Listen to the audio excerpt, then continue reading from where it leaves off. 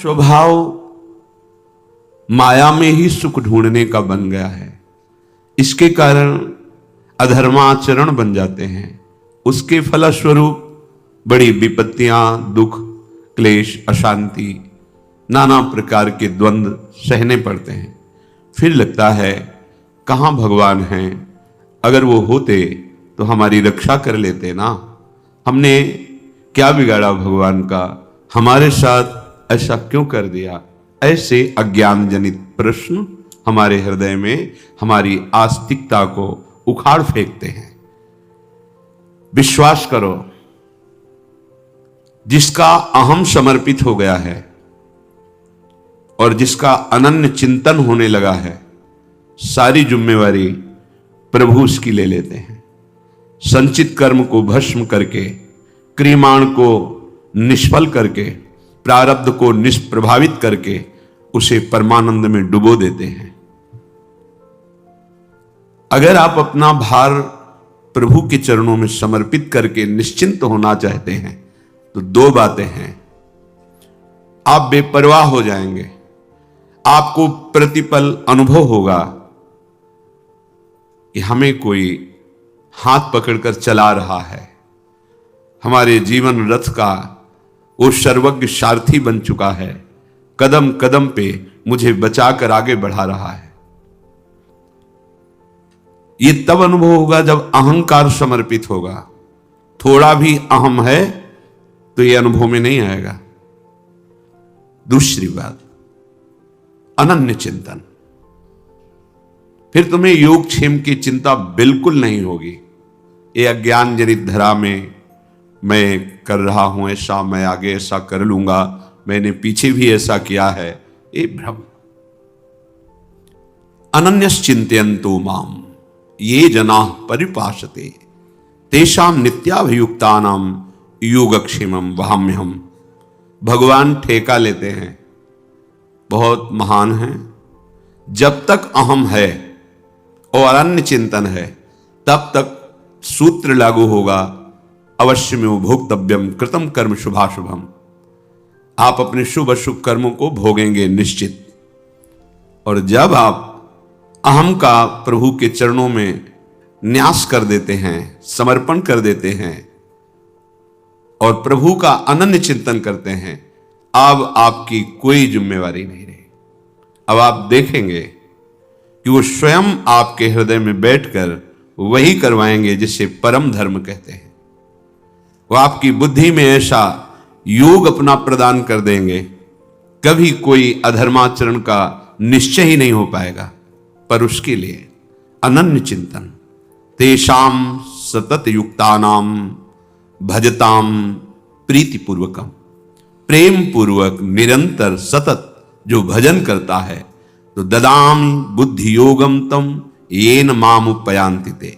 मैं उसे बुद्धि योग प्रदान, बुद्धि योग अर्थात अब कृष्णाकार बुद्धि हो गई, भगवदाकार हो गई। और उसमें विषय स्फुरण की गुंजाइश ही नहीं रह गई। किसके? जो सतत भजन करता है, अनन्य चिंतन करता है। ये दो बातें परमार्थ की बहुत महिमामयी हैं। अहम का समर्पण और निरंतर चिंतन।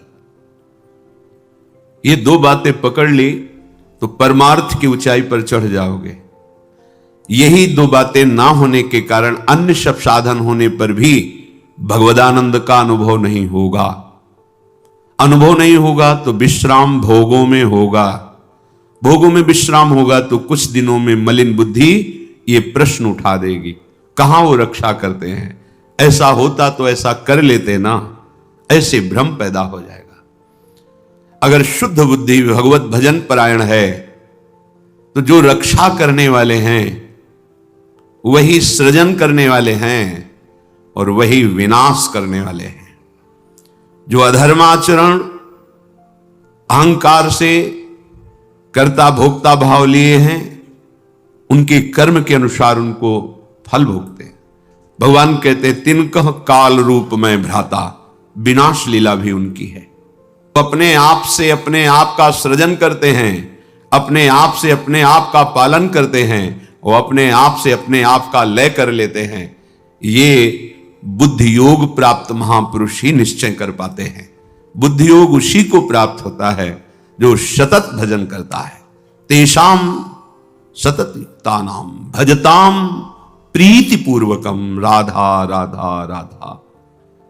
यदि सतत भजन नहीं, अहम समर्पित नहीं, तो परमार्थ की बातें केवल होती, स्थिति नहीं होती। लेकिन परमार्थ का सुख कौन चाहता है? सुख तो सब चाहते हैं, अविनाशी, निरंतर प्रफुल्लित होकर के परमानंद में मगन रहना। पर इसकी जो दिशा है, इसका जो मार्ग है, उस पे आप कदम भी नहीं रखना चाहते। और जहां दुख ही, अशांति ही सुख का रूप लेके आ रही, उसी को गले लगाना चाहते हैं। बस यही भ्रम दूर करने के लिए जिसने भ्रम रचा है, वही भगवान शास्त्र रूप में, संत रूप में, सदगुरुदेव के रूप में हमें वो मार्ग बताते हैं जिससे हमें परमानंद का अनुभव होता है। पर हम मन के अनुकूल होने की बात सोचकर कि अगर हम मन के अनुकूल नहीं होंगे तो ये जलाएगा हमें कष्ट देगा। अहम की अनुकूलता, हमें सम्मान मिले, हमें प्रियता मिले जगत की, लेकिन हम अपने आराध्य देव से विमुख रहें, कदापि नहीं। ये बड़ा भ्रम है, आप इसे अच्छे से समझ लो। ये कभी विश्राम को प्राप्त नहीं हुआ। ये संकल्प बनाता है, अगर ये शरीर भोगने को मिल जाए, मैं विश्राम को प्राप्त हो जाऊंगा। ये पदार्थ भोगने को मिल जाए, ये दृश्य देखने को मिल जाए, ये श्रवण प्रिय संगीत सुनने को, ये वात सुनने को, इंद्रियों के सहित मन, शब्द स्पर्श रूप रस गंध, और चाहता है विश्राम। भ्रमित करके हमको जहां बिल्कुल विश्राम नहीं है, बिल्कुल आनंद नहीं है, वहां ले जाता है और फिर खुद अनुभव करके कहता है इसमें तो नहीं है, शायद उसमें होगा। फिर वहां से विचलित करके दूसरे में, दूसरे से तीसरे में पूरा जीवन व्यतीत कर देता है। पकड़ो तो इसकी चाल को। ये छलिया हमको छल रहा है और हम अपने आप को इसके अधीन करते चले जा रहे हैं, और उसकी चाल को ना समझकर हम समझते हैं ये मन हमें सुख देगा, जो कहता है मुझे कर लेना चाहिए। गलत सलाहकार है, फंसा देगा, पराजित करा देगा, बंधन में डलवा देगा। जैसे जिस राजा का मंत्री यदि गलत सलाह दे तो राज्य नष्ट हो जाता है, यदि वैद्य गलत सलाह दे तो मरीज को रोग पूर्ण रूप से अधीन करके नष्ट कर देता है। यदि सदगुरु शिष्य के अनुकूल होकर बोले तो उसका नाश हो जाता है। शास्त्र के अनुकूल, सिद्धांत के अनुकूल तो उसको परमात्मा प्राप्ति होती है। ऐसे ही इस मन रूपी सलाहकार ने मुझ भगवद अंश को ऐसी सलाह दी कि शब्द स्पर्श रूप रसगंध, ये जो माया रचित हैं, इनके भोगने में बड़ा सुख है। जहां जहां कहता है वहां वहां, जो जो क्रिया कहता है वो क्रिया, जैसे जैसे कहता है वैसे वैसे। पर कभी छलिया मन ने ऐसा नहीं कहा कि बस हो गया, जिस मार्ग में चला भी सुख नहीं मिला, ये सब मिथ्या है, सत्य वचन है, अब मुझे वापस होना चाहिए, इस मन की सलाह में नहीं फंसना चाहिए। पर नहीं, उसी छलिया मन का साथ देकर, इतना साथ देकर कि स्वयं मन बन करके, कि मन मानो मैं हूं, मन को अच्छा लगा मेरे को अच्छा लगा, मन को बुरा लगा मेरे को बुरा लगा, इतनी तन्मयता, यही हमारा पतन है। यही हमारी मायाकृत आकर्षण की वृत्ति है जो हम समझ नहीं पा रहे। रात दिन जैसा इसने कहा इंद्रियों के सहित वैसी ही चेष्टा की, पर सहज सुख जो हमारा स्वरूप है, चेतन अमल सहज सुख राशि, हम अपने स्वरूप का विस्मरण करके हमारे ही बल से बलवान होकर इस मन और इंद्रियों ने हमें फंसा दिया, दुर्गति कर दी।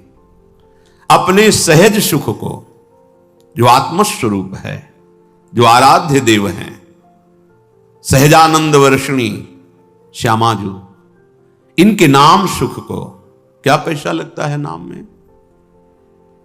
अंदर ही अंदर राधा राधा राधा। किसके सहयोग की जरूरत है? कौन सी क्रिया के संपादन की जरूरत है? राधा राधा राधा।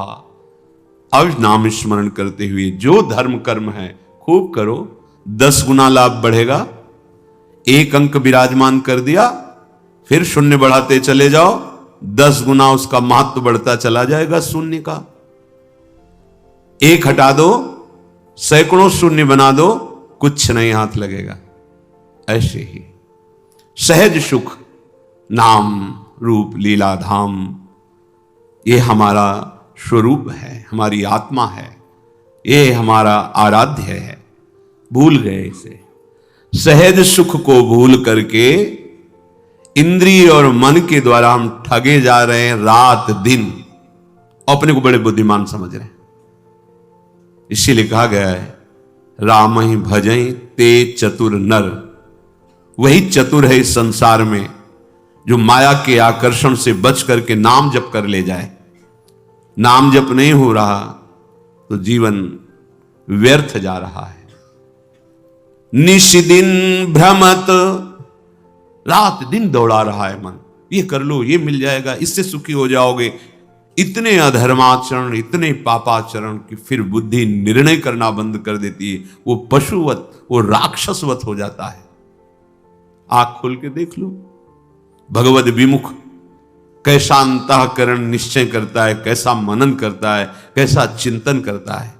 निंदनीय से निंदनीय कृत्य करने में उसको कोई संकोच, कोई लज्जा, कोई भय नहीं लगता।